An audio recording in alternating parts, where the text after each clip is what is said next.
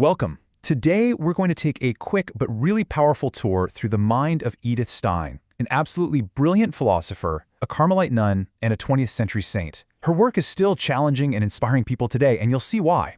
Her whole project was, well, one of the most ambitious things you can imagine. I mean, think about that question for a second. How do you map a human soul?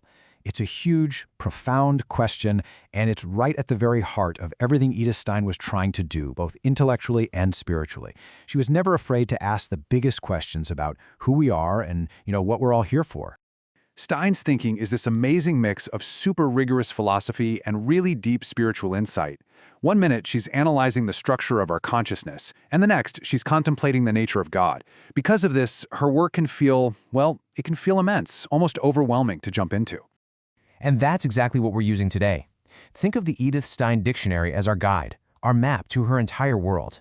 It takes her most essential ideas and distills them into these clear, accessible entries. It makes her profound thought not just manageable, but seriously rewarding to get into. So our little exploration starts right where Stein herself often did, with the human person. Because before we can even begin to understand our connection to other people or to God, we first have to get a handle on what it even means to be a self.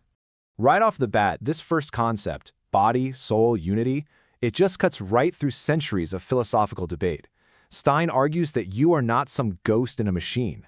Your body and your soul, they're fundamentally one thing, a single unified reality where your body expresses your soul and your soul gives life and form to your body. And just look at how she puts it herself. The soul is not the prisoner of the body, but its form. The soul is the organizing principle that makes you, well, you. And this isn't just some abstract idea, it's a really powerful statement about the dignity of our physical existence. It's an essential part of who we are. Okay, so building on that unity, what is a person in her view? It's not just about being a member of the human species. No, it's about having this rich inner world, this spiritual core, with an intellect to know truth and a will to choose love. Now consider what this means for human dignity. In a world that so often wants to reduce us to data points or labels, Stein just insists that every single one of us is an unrepeatable mystery. There's a depth to you that is totally unique in all of history. So, if we're all these unique, mysterious individuals, how do we ever truly connect with each other? I mean, how do I know that you are a conscious being just like me and not just another object in my world?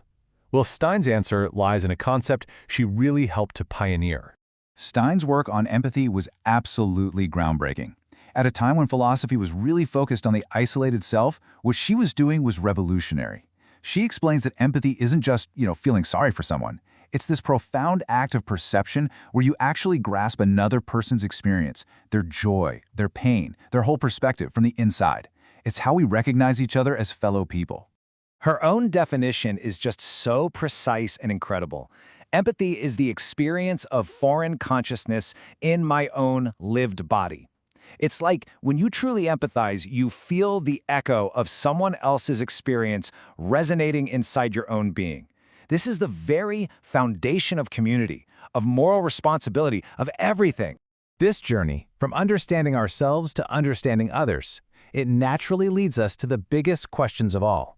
Stein's philosophy isn't just describing how things are, it's a search for ultimate meaning, for our real place in the grand scheme of things. Stein draws a really crucial distinction here between two ways of existing. We live as temporal beings. We exist in time. We change, we grow. We're kind of incomplete. Our lives are a journey. But we are constantly drawn toward eternal being, this unchanging, infinite reality that is the source and the goal of everything. This contrast frames our entire search for meaning. Now, in a finite life, suffering is pretty much unavoidable, right? But Stein asks, does it have to be meaningless? And our answer is a really courageous no. She presents this concept of redemptive suffering, the idea that our pain, when we join it with love, can actually be transformed. It doesn't just vanish, it becomes something more. For Stein, suffering is never the final word. As she says, the mystery of the cross transforms pain into power. When offered in faith, suffering can be changed from this destructive force into a source of incredible spiritual strength. It's a challenging perspective, for sure, but also a deeply hopeful one. So, what we've just walked through, these are just a few signposts on the huge map of Edith Stein's thought. We've taken the first few steps, but really, the journey begins now. So let's do a quick recap of what we've just seen. We are unified beings, not divided selves. We are literally built for connection through this incredible gift of empathy. Our whole existence points towards something eternal, and even our deepest, darkest struggles can find meaning. And I really have to stress, this is truly just the beginning. We've looked at, maybe 5 or 6 key ideas?